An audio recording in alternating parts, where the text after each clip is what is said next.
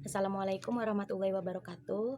Nama saya Nur Basyaria. Pada video kali ini saya akan menjawab pertanyaan BBB tema meluruskan penerapan Bimba Distance Learning dan membuat atau mengupload video praktik mengevaluasi tujuan khusus 4 HPK atau 4 huruf verbal kembar, yaitu dari tugas belajar di luar kelas hari ke-36.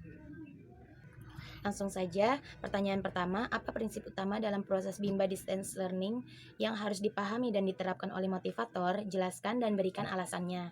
Yang utama adalah pertama-tama motivator harus menjadi pembelajar dan membiasakan untuk berbuat baik serta mengevaluasi diri sendiri dan memperbaiki diri sendiri dan orang lain agar mencapai kebahagiaan. Lalu kedua, prinsipnya itu adalah prinsip utamanya dalam Bimba Distance Learning ini adalah yang harus diterapkan adalah bermain baca-bacaan dan menerapkan teori jam bandul. Karena dengan begitu kegiatan di dalam Bimba Distance Learning ini akan menjadi lebih optimal dan dapat mencapai tujuan menumbuhkan minat baca dan belajar anak walaupun kegiatannya itu hanya dilakukan dari rumah. Lalu yang B, apa prioritas utama dalam kelas pendekatan? Dalam kelas pendekatan ini prioritas utamanya adalah motivator harus membuat anak yang didekati ini merasa nyaman dengan suasana di kelas Bimba Distance Learning dan nyaman juga berkomunikasi dengan motivator secara dua arah, dengan motivatornya atau kita dengan cara berdialog, bisa berdialog umum, lalu juga berbahasa Bimba, lalu juga bisa juga berkenalan dan mencari tahu dengan cara menanyakan hal-hal apa saja nih yang disukai oleh anak tersebut gitu, dan menarik perhatian anak tersebut agar anak merasa nyaman berkomunikasi dengan motivatornya. Lalu yang C, apa prioritas motivator dalam kelas trial? Di dalam kelas trial karena ini kelas percobaan gitu ya. Prioritasnya adalah memperkenalkan bahasa Bimba dengan cara memperdengarkan atau memverbalkannya, yaitu bisa dengan materi 4 HVK, 4 HVS gitu ya. Agar anak terbiasa dan timbul ketertarikan di dalam dirinya dalam berkegiatan di Bimba DL gitu. Kita mengajak untuk anak semangat dulu nih, antusias dan menyukai kegiatan di Bimba Distance Learning ini gitu. Baru nanti di kelas persiapan baru kita mengajarkan materi yang lebih lagi gitu. Intinya adalah agar anak mau dulu melakukan kegiatan di dalam kelas Bimba DL. Nah, yang D, apa prioritas motivator dalam kelas lanjutan? Di dalam kelas lanjutan ini motivator itu harus menerapkan prioritas utama yaitu bermain baca-bacaan. Namun harus disesuaikan juga dengan kemauan dan tingkat kemampuan anak agar bertahap dan 100% menyenangkan bagi anak dan bagi suasana di dalam kelas tersebut gitu. Dan agar tujuan utama dan tujuan khususnya ini tercapai dari setiap materi yang diberikan gitu kan. Dari setiap modul yang diberikan itu kan ada tujuan utama dan tujuan khususnya. Nah, maka dari itu kita harus secara bertahap mengevaluasi juga bagaimana tujuan utama dan tujuan khususnya sudah tercapai atau belum. Lalu ke yang D, kegiatan apa yang lebih prioritas antara bermain baca-bacaan dengan kegiatan menyelesaikan modul? Jelaskan.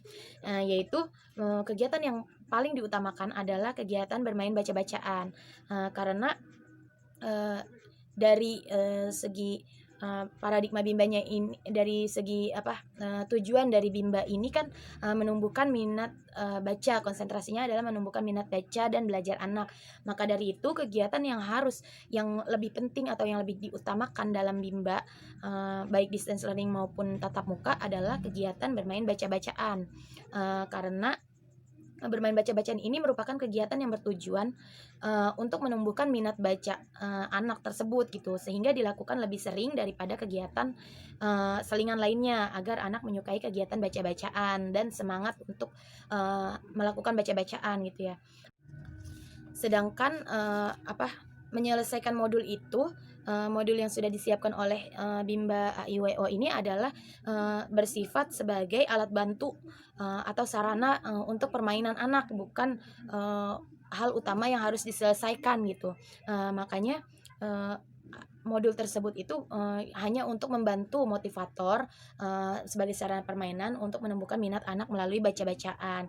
Jadi tidak harus diselesaikan dengan cepat atau pada saat itu juga, karena hanya sebagai selingan. Yang terpenting adalah bagaimana anak sudah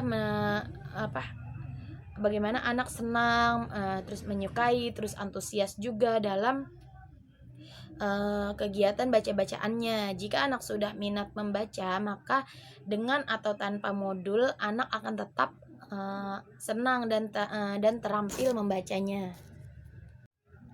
Yang F, materi apa yang dibaca oleh anak ketika bermain baca-bacaan? Materi yang dibaca oleh anak adalah materi yang sudah anak kuasai, seperti modul-modul atau tiket-tiketan yang sudah mereka kerjakan sebelumnya, yang sudah pernah mereka kerjakan, yang mereka sudah lipat misalnya, yang mereka sudah mainkan, sehingga kata yang dibaca oleh anak adalah kata yang sudah dikenali anak, gitu, yang sudah diketahui oleh anak. Bisa juga dengan dikte atau verbal atau bernyanyi, itu juga termasuk dalam kegiatan baca-bacaan juga gitu, walaupun secara tidak langsung. Lalu yang G, bagaimana cara agar bermain baca-bacaan menyenangkan bagi anak?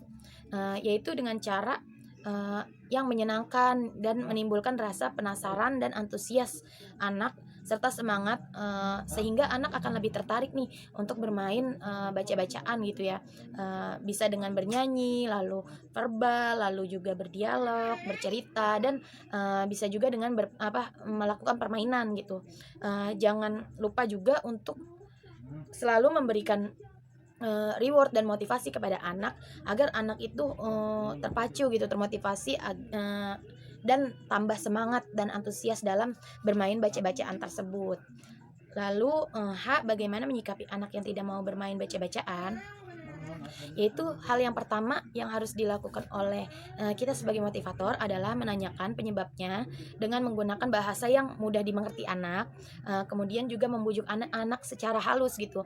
Kalau sudah kita bujuk masih belum mau gitu anaknya untuk bermain baca-bacaan, kita bisa juga mencoba untuk mengajak dan mengarahkan anak untuk melakukan kegiatan lain, dengan perlahan-lahan memasukkan unsur baca-bacaan di tengah kegiatan tersebut nih. Misalnya kita mengalihkan dengan kegiatan menanyakan juga anak itu maunya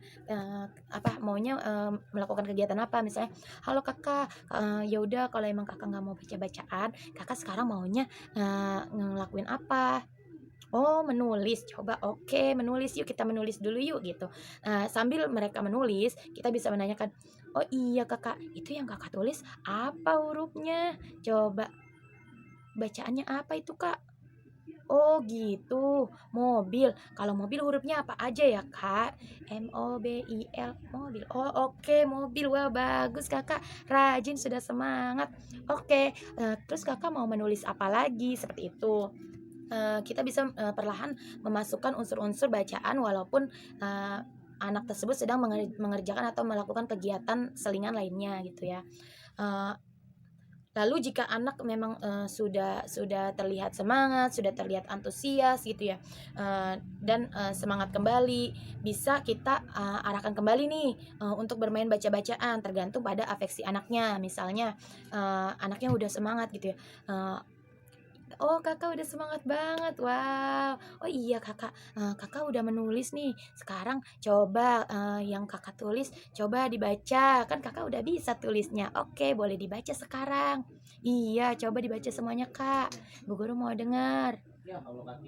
Iya benar, mobil, coba lagi yang bawahnya. Iya betul. Iya, baju ya. Terus apa lagi kak? Iya, wow, bagus, meja, seperti itu. Jadi perlahan-lahan gitu kita masukkan unsur-unsur bacaan dalam kegiatannya. sambil kita juga mengevaluasi afeksi anaknya gitu ya, apakah anak sudah merasa senang, antusias atau belum. Kalau belum, kita bisa mengalihkan lagi nih ke kegiatan yang lainnya, misalnya menghitung tapi dengan dimasukkan juga unsur baca-bacaan di dalamnya, seperti itu. Kemudian saya akan mempraktikkan cara mengevaluasi tujuan khusus dari 4 HVK atau 4 huruf verbal kembar. Oke. Halo Kakak, iya. Oh iya Kakak, Kakak Zen, tadi kan kita udah baca nih, ada mama, ada apa lagi Kak? Iya benar, Mimi. Terus ada Dede ya Kak. Iya betul. Terus ada apa lagi Kak? Iya Pipi, bener. Coba sekarang Kakak Zen tahu nggak sih kalau Bu Guru tebakin, coba nih. Eh, Lala, Lala hurufnya apa aja ya Kak? Iya betul. L A Lala. Wow, bagus Kakak, udah rajin. Iya. Terus terus Kak, sekarang coba kita panggil Lalanya yuk Kak. Iya, coba. Satu, dua, tiga. L A Lala. L A Lala. L A Lala. Iya, wow, rajin. Oke, sekarang Kakak bisa nggak nih kalau Sabtu lagi nih, Bu Guru mau tanya. Coba kalau hurufnya cucu apa? Iya Kak, benar. Iya, cucu. Iya benar. Yuk kita panggil yuk cucunya yuk. Coba, satu, dua, tiga. Cu, cucu, cu.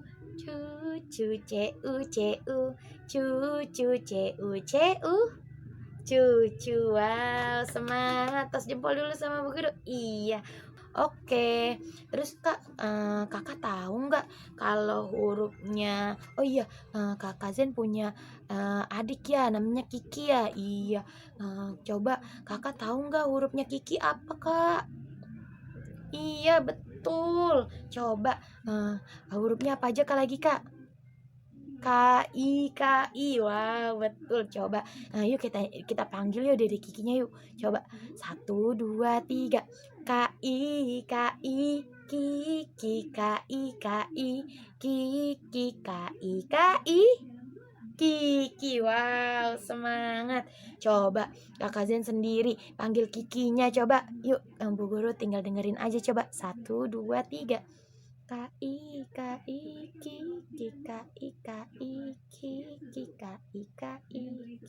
Kiki. Wow, semangat. Yeay.